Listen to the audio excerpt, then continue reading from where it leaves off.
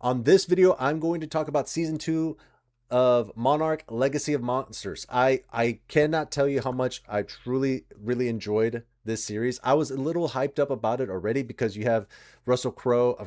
Oh my god. Kurt Russell. I can't believe I said Russell Crowe. Honestly though, it wasn't really the characters were in the present. It was everything that was happening in the past. I was so excited and invested to watch everything that happened to them because it's so crazy, the action that's in it, the monsters that pop up, the tragedy of it all. I'm a loss for words without spoiling, and my fear is that I will say something. I will just say, you have your main character who's in the present time, who's trying to find her father, goes to Japan, finds out that he has a family that's over there, but also had the same different family in America. So then sister and half brother team up to find dad, and then monsters end up in the past, and then they end up finding monsters in the present, and then sometimes some things correlate where the past and the present become one kind of a thing. And then Kurt Russell's there, and then his brother, his son is Wyatt Russell, who plays the younger version of himself, which they never done before, which they were happy to do it at some point once they found out it was a great script. And I will say nothing more. Let's watch the trailer.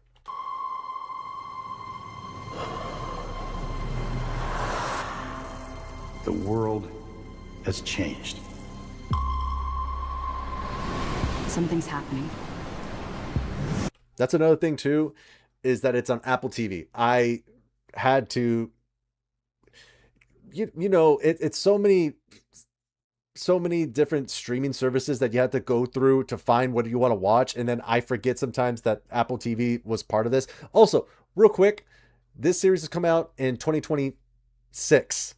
The series released in 2023. It's been 3 years. Technically, the ending finale was in 2024. So that would have been 2 years. But either way, it's crazy now to think that shows take so long to be made. Season 1, season 2 would be yearly. But now it's 2 to 3 years. As much as a movie.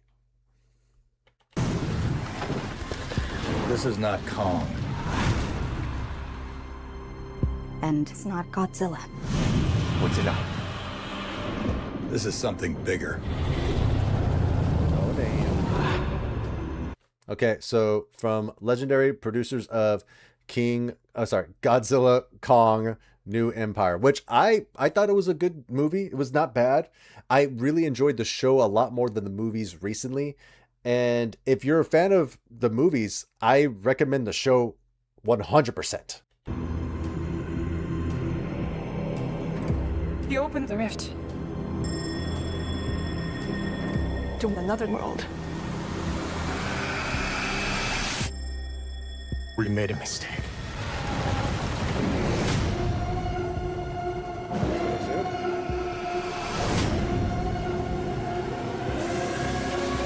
Okay, so I didn't expect him to go back to the past. It seemed like the story was over, that there was nothing more to conclude because they tied it up in a very nice knot. So to see Wyatt Russell coming back, and I guess they're dealing with something in the past. Again, new monsters. I do like the idea of they could come up with some new kaijus, different species and monsters that come from the world that they're from, and bring them out here as a threat and just have a lot of fun with the designs. I just want it to be fun and good as much as the first season, and I really hope they do. It was really, really good. I can't emphasize it enough. It was really good.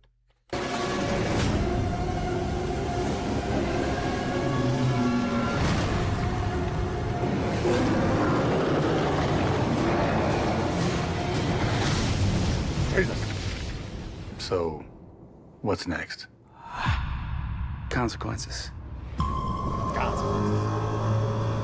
I like how this whale is like, I'm the biggest thing in this ocean, and this freaking creature is like, no, you ain't. Not at all. Not gonna happen. By the way, if you're also a fan, no doubt if you're a fan of kaiju movies, you saw Godzilla -1. But if you haven't seen Godzilla -1 and you've seen only these movies, I recommend 1000% go watch Godzilla -1 because they're doing a sequel also, by the way. And I that one was so good to see in theaters. It was really good. It was so loud and epic, and you just felt really immersed. I honestly would be great to watch this series on the big screen. That'd be crazy. Some kind of squid?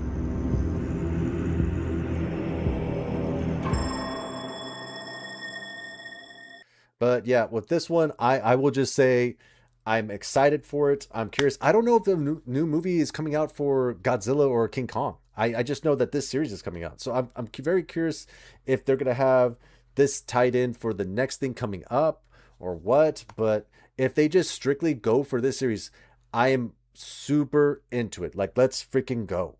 I did hear a while back that they were trying to make a spin-off series of this about the three that were in the past, that it's heavily like it's I everything in the past was so good, and I would really love if they did do that.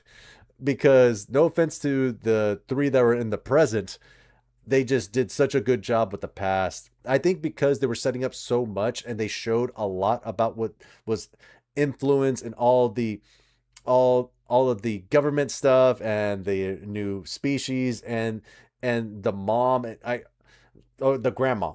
It's very complicated. It's very complicated, but everything with White Russell and the other two was just so good that I was so more invested. And to hear that they might do a spinoff with that, with maybe not those three, I don't know if it's just White Russell or what, but if they do a spinoff, I'm in. I'm in. If this one's good, I'm in. And then if they do a spinoff, I'm even more in.